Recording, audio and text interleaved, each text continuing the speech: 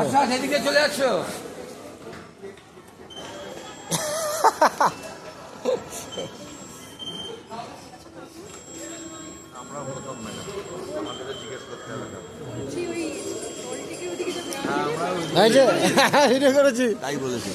প্রথম আসা হলো আমাদের, প্রথম আসলাম এই মানে হাওড়া ব্যান্ডেলে, ঠিক আছে। আর আমাদের এই যে দেখতে পাচ্ছ অস্ট্রেলিয়া ট্রেন, হ্যাঁ ভিডিও বানাচ্ছি, মানে কি বলছেন, আমরা এখন মাটি তলা দিয়ে যাবো হাওড়া স্টেশন থেকে নেমে।